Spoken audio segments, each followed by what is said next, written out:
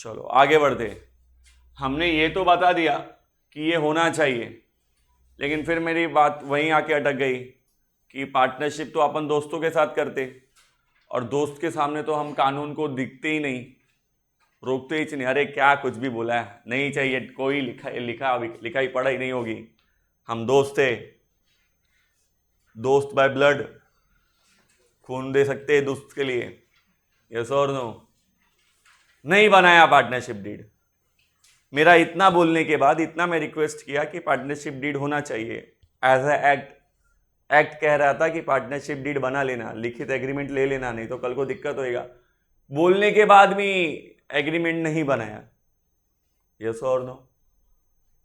होता है ना, अरे सर हम तब समझ नहीं पाए, समझा ही नहीं हमको, दोस्ती में थे सर, अब बचा लीजिए। लोग जाते ना वकील के पास, जब मैटर हो जाता तो वकील के पास ऐसे ही लोग हाथ पैर जोड़ते, अभी कुछ करिए, हमारा बहुत नुकसान हो गया, बहुत पैसा दिया है, हम फंस गया है हम। वो चांडाल लोग हमको बताया नहीं हमको ऐसे ऐसे फंसा लिया, हमको ऐसे ऐसे फंसा लिया। लोग ऐसे ही गिड़गिड़ाते हैं वकील के सामने कि आप कुछ करिए, माई बाप बहुत पैसा है, बचाना तो पड़ेगा। पहला वकील चिल्लाएगा, एड़ा है क्या, मालूम नहीं था क्या? अरे भाई जब पैसे का लेन देन करा था तो लिखित में होना चाहिए था ना, एग्रीमेंट बना लिया होता, इतना दिक्कत ही नहीं होता। कानून इतना बना है, तुम लोग फॉलो नहीं करता। अब कुछ भी करे माई बाप, बचा लीजिए। तो कानून को ये पहले से मालूम था, एक्ट को ये मालूम था कि मैंने इतना अच्छा डिस्क्रिप्शन दिया है कि ये होना चाहिए, ऐसा ऐसा होना चाहिए, बावजूद इसके अगर पब्लिक ने पार्टनरशिप डीड नहीं बनाई या बनाई भी, कभी कभी लोग होते ना, चल बना दे, नाम के लिए बना, दोस्त है, मेरे को विश्वास है तेरे पे, ये सब अंदर लिखने की कुछ जरूरत नहीं, बस एक कागज ले साइन कर देते बस, यस और नो। डीड बनाई, लेकिन उस डीड में वो जो मैंने 10 कंटेंट बताए, उसमें से कंटेंट लिखे ही, वो बातें इंक्लूड किया ही, और तब मामला अटक गया और आप कोर्ट पहुंच गए। तो एक्ट ने ऐसा सिचुएशन में कहा है कि अगर बातें डिसाइड नहीं हुई हैं तो हम 5 बातें मानते हैं। एक्ट ने साफ साफ कहा है, if partnership deed is absent, अगर पार्टनरशिप डीड क्या है, एब्सेंट है, या it is silent on the following conditions, या वो जो कंडीशन हमने बताए थे उस पर आपने कुछ लिखा ही, तो in absence of partnership deed, या तो आपने डीड बनाया ही नहीं है या फिर आपने डीड में लिखा नहीं है, तो 5 बातें ऑटोमेटिकली लागू हो जाएंगी। कितनी बातें लागू हो जाएंगी? कितनी बातें? सबसे पहली बात, इक्वल प्रॉफिट शेयरिंग। अगर आपका पहले से कुछ डिसाइड नहीं हुआ है तब तो सबको प्रॉफिट इक्वली बांटना। Are you getting my point? हम 3 लोग थे, हमने पार्टनरशिप शुरू की, कुछ डीड बीड नहीं बनाया, काम करना शुरू किए। ये बोली सर मेरा हाथ दुख रहा है, आज नहीं आऊंगी, ये दूसरा दिन ये हाथ दुख रहा है, अभी आज मुंडी दुख रहा है, ये सर आज मेरा तो मन दुख रहा है, दिल की इच्छा नहीं है मेरी काम मैं करूं, यस और नो। ऐसा उसने बहाना दे दे के उसने काम नहीं किया, यस और नो। उसको देख के इसने भी आधे साल छुट्टी ले ली, मैं पूरा साल काम किया, यस और नो। साल के एंड में हमने कमाए 90 लाख रुपए। कितने कमाए? 90 लाख रुपीस। तो पहले से कुछ डिसाइड नहीं हुआ था कौन कितना बांटेगा। तो मैंने बोला देख भाई, तुम लोग साल भर तो काम करने को नहीं आई, यस और नो, तो तेरे को तो कुछ नहीं मिलेगा। तो आधा काम करने को आई थी और मैंने पूरा काम किया है, तो जो भी प्रॉफिट होगा उसका 2/3 मेरे को मिलेगा, 1/3 तेरे को मिलेगा। ऐसा मैंने बोल के हमने प्रॉफिट बांट लिया। ये बेचारी बहुत सीधी सादी है, इधर तो इसको कुछ समझा नहीं कि क्या हुआ। ये घर पे गई, इसने अपने डैड को बताया, पापा मेरे को प्रॉफिट नहीं दिया उन्होंने। वो बोले कि तू एब्सेंट थी ना, तू आई नहीं थी, तो तुझे काम नहीं किया तो तेरे को पैसा भी नहीं मिलेगा। पर उसके पापा तो वकील है ना, लॉयर है। बोला बेटा तुम्हारा पहले ऐसा कुछ डिसाइड हुआ था? नहीं पापा पहले कुछ डिसाइड नहीं हुआ था। ठीक है बेटा, कल मॉर्निंग में अपन कोर्ट चलेंगे। उसने कोर्ट में केस फाइल कर दिया, हमको नोटिस आया, हम गए कोर्ट में। कोर्ट ने पूछा ऐसा क्यों किया, उसको प्रॉफिट क्यों नहीं दिया? अरे साहब हम पूरा काम किए थे, ये लड़की आधा दिन काम की थी, तो आधा ज़्यादा पैसा हम लिए, थोड़ा पैसा इसको दिए, और वो तो काम ही करने को नहीं आई थी तो उसको नहीं दिए।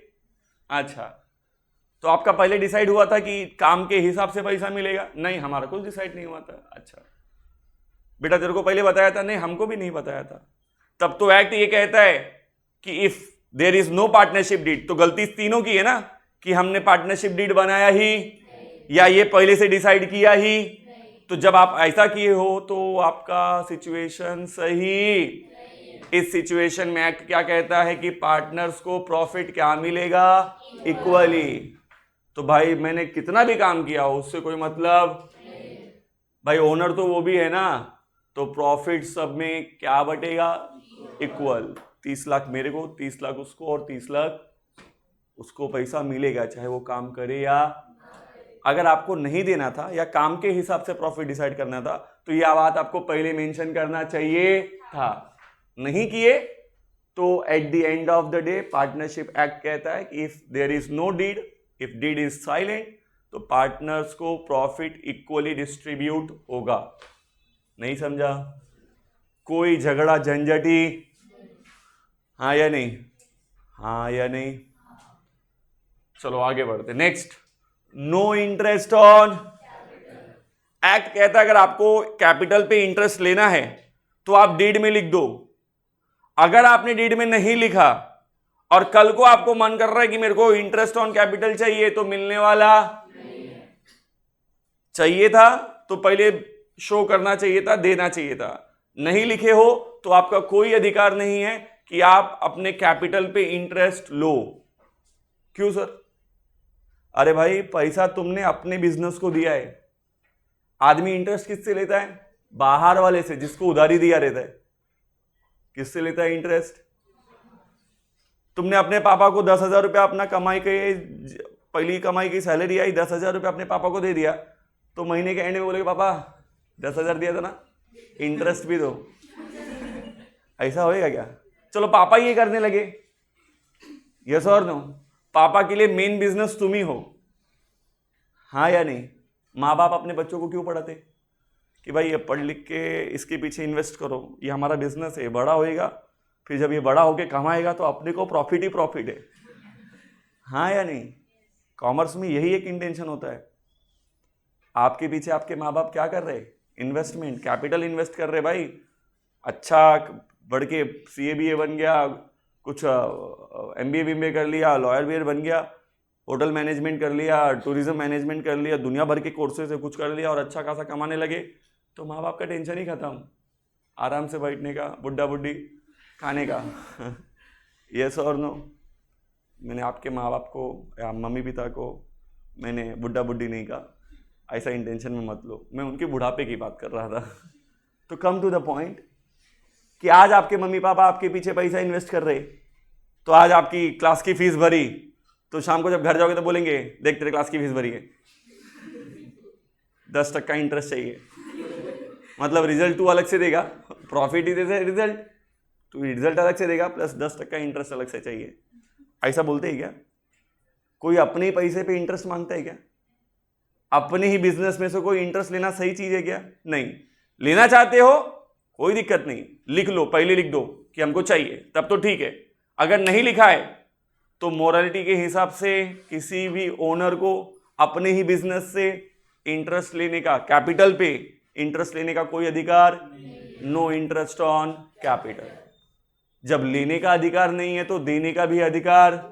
भाई बिजनेस मेरा है, अपने बिजनेस, अभी पापा ने घर में से क्या, घर में मम्मी ने ड्रॉअर में पैसा रखे थे, पापा को इमरजेंट काम आया कुछ, गए ड्रॉअर में से पैसा निकाले, लेके गए, दे दिए, माँ खड़ी है, पापा आए, चल इंटरेस्ट दो, इंटरेस्ट ऑन ड्रॉइंग, घर से पैसा लेके गए ना, इंटरेस्ट भरो। ऐसा होता है क्या? अरे भाई मैंने अपने ही पैसे को विड्रॉ, तो मोरली बिजनेस आपका ही है, आपने अपने बिजनेस में से विड्रॉ किया तो फिर उसके ऊपर इंटरेस्ट भरने का गरज। Are you getting my point? अगर आपको अपने बिजनेस से इंटरेस्ट लेने का अधिकार नहीं है तो आपको अपने बिजनेस को ड्राइंग पे इंटरेस्ट देने का भी कोई तकलीफ, if it is not recorded, if it is पहला ही एग्रीमेंट में रिकॉर्डेड रहता तब तो देना पड़ता, लेना पड़ता। नहीं है तो फिर एक्ट कहता है कि इसकी कोई जरूरत। ये पार्टनरशिप के 5 इंपॉर्टेंट प्रोविजन है, कभी भूलना ही नहीं। इतना डिटेल में इसलिए कह रहा हूं, एक एक लाइन में बोल के निकल जाता।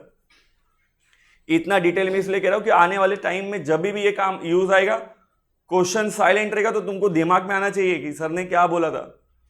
Are you getting my point? जबरदस्ती नहीं बैठ जाना। क्वेश्चन में interest on capital, interest on drawing बोला है तो ही अपन सॉल्व करेंगे, नहीं बोला है तो जबरदस्ती इंटरेस्ट ऑन कैपिटल और इंटरेस्ट ऑन ड्रॉइंग देने लेने का जरूरत। Are you getting my point? Question में पार्टनर्स का नाम दिया है बट प्रॉफिट बांटने का हिसाब किताब दिया ही नहीं है, तो क्या करोगे? इक्वल। कैसे बांटोगे? याद आना चाहिए कि सर ने बोला था जब भी रेशो नहीं रहेगा तो क्या एज्यूम करने का। Are you getting my point? ये सब बातें हमारे क्वेश्चन पे लागू होंगी डायरेक्टली, इसीलिए इन पे अपन बात कर रहे हैं। चौथा पॉइंट, नो सैलरी और रेम्यूनरेशन टू। हाँ या नहीं? सर ये क्या लॉजिक है? 3 पार्टनर थे, वो कभी आई नहीं, सर रोज आ रहे थे, तो हाँ तो सर रोज काम करने आ रहे थे तो सर को पहले ही एक्टिव रहना मांगता था, पहले ही डीड साइन करते टाइम लिखना चाहिए था भाई जो काम करेगा उसको इतनी सैलरी मिलेगी। पहले लिखा रहता तो सैलरी मिलती। अब पहले नहीं लिखा तो सीधी सी बात है ना, तुम अपने बिजनेस में काम कर रहे हो, मम्मी घर में काम करती तो क्या पापा से सैलरी डिमांड करती है? मैं रोटी बनाई ना, उसका पैसा अलग, भाजी बनाई उसका पैसा अलग, हाँ झाड़ू पोछा किया ना, घर का साफ सफाई किया, बच्चों को संभाला, उसका पैसा अलग। ऐसा मांग सकती क्या? घर तुम्हारा ही, अरे बाबा मालकिन है तुम। यस और नो? आप अपने घर में सैलरी डिमांड तुम करते क्या? मम्मी ने बोला भाजी लेके, अच्छा ठीक है मेरा सैलरी 5,000 रुपया भाजी लेने का। वो जो मेथी का गुंडी तुम लाए ना, वही मेथी का गुंडी तुम्हारे सर पे मारेगी और तब तक जब तक वो मेथी के मापिक टेम के नहीं आ जाते हैं, नहीं मांग सकते ना। मोरली ये सही, एथिकल बेस पे ये सही है क्या? नहीं सही है भाई, तुम अपने बिजनेस में काम कर रहे हो तो काहे की सैलरी? एक्ट कहता है अगर चाहिए था तो पहले लिख देना चाहिए था, अगर आपने पहले नहीं लिखा है तब आपको कोई सैलरी या रेम्यूनरेशन मिलेगा ही। Are you getting my point? तो किसी भी पार्टनर को कमीशन, सैलरी, रेम्यूनरेशन मिलेगा अगर दिया नहीं है तो। Are you getting my point? 5वां सबसे इंपॉर्टेंट पॉइंट है। अभी तक ये चारों चीजें देखो मोरालिटी के हिसाब से, एथिक्स के हिसाब से सही बात हो रही थी। 5वां पॉइंट एकदम इंपॉर्टेंट है। मैंने कहा था कभी कभी बिजनेस को जरूरत पड़ती है एक्स्ट्रा पैसे की, तो कोई पार्टनर ज्यादा अमीर है तो उसने भाई उसके पास पैसा था, एक्सेस अमाउंट था, उसने बिजनेस को क्या कर दिया? हेल्प कर दिया।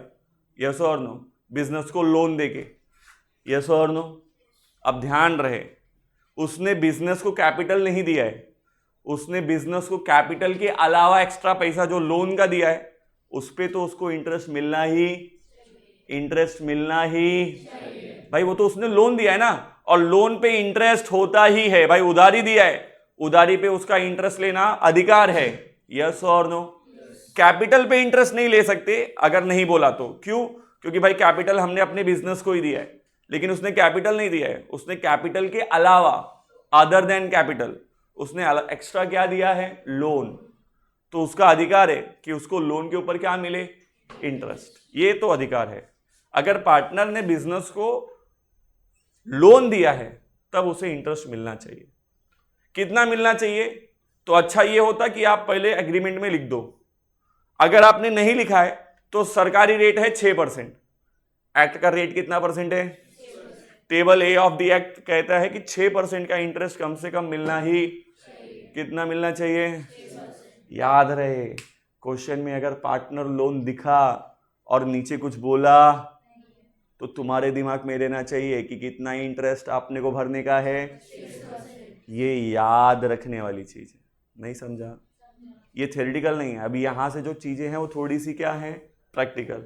ये 5 बातें आप जब भी क्वेश्चन सॉल्व करोगे दिमाग में 5 बातें हमेशा रहनी। Are you getting my point? तो इसीलिए उन्होंने हेडिंग दी थी, if partnership deed is not prepared. अगर आपने डीड बनाया ही या फिर साइलेंट लिखा ही तो बोलते then the provision of partnership act 1932 will be applicable. तो ये बातें ऑटोमेटिकली आपके ऊपर अप्लाई हो जाएंगी। Are you getting my point? क्या क्या है? पहला बोलो क्या लिखा है? दूसरा, तीसरा, चौथा, पांचवा,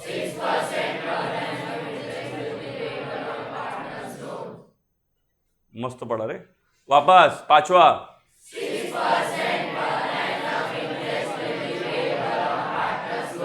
इसे पर एनम कहते हैं। PA का मतलब पर सालाना 6% के हिसाब से इंटरेस्ट लगेगा। बात समझ में आया? फटाफट लिखो।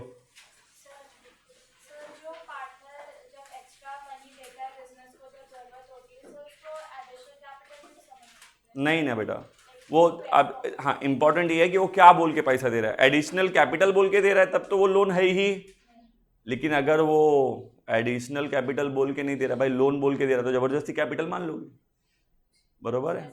हाँ, अब ये कैपिटल एडिशनल किस केस में होता है अपन इस पे अलग से बात करेंगे। अभी मैं आगे ना कैपिटल पे भी आऊँगा, बट सिंपल है। जब आप किसी को पैसा देते हो, जैसे कि मेरे दोस्त की बहन की शादी है, ध्यान से सुनो, तो मेरे पास 40,000 रुपये जेब में पड़े, मैंने अपने दोस्त को दिया कि भाई तेरे बहन की शादी है। अब ये देते टाइम अगर मैं बोलूँ कि भाई बाद में मेरे को इंटरेस्ट के साथ वापस करना, इसका मतलब मैं उसे क्या दे रहा हूँ? लोन। भाई मैं बोल के दे रहा हूँ कि ये पैसा दे तो रहा हूँ, बाद में वापस कर देना। दूसरा ऐसा भी हो सकता है कि मैंने पैसा देते टाइम बोला, अरे कुछ जरूरत नहीं, मान के चल कॉन्ट्रीब्यूशन है मेरा, यस और नो। तो जब सामने वाला एक्स्ट्रा पैसा देगा तो बताएगा कि वो क्या दे रहा है, कैपिटल दे रहा है या, तो अगर कैपिटल दे रहा है तो उस पर इंटरेस्ट का जरूरत, पर अगर वो लोन दे रहा है तब तो उस पर इंटरेस्ट का जरूरत। बेटा डिपेंड कर, फिर से वही बात है ना, डिपेंड करता है। प्रॉफिट शेयरिंग रेशो अगर डिसाइडेड है तब तो उसी रेशो में मिलेगा, हाँ या नहीं? और अगर डिसाइडेड नहीं है तो फिर चाहे तुम कितना भी एक्स्ट्रा दे दो, मिलेगा इक्वल, यस और नो। समझ में आया? अगर तुमने लिखा है कि भाई जिसका जितना कैपिटल होगा उसको उतना प्रॉफिट मिलेगा, तब तो कैपिटल बढ़ेगा तो उसका प्रॉफिट में भी हिस्सा, यस और नो, क्योंकि तुमने ऐसा पहले लिख के रखा है। लेकिन अगर तुमने कुछ लिख के रखा ही तो आप कितना भी कोई एक्स्ट्रा कम ज्यादा दे, सबको प्रॉफिट क्या मिलेगा? समझा सबको?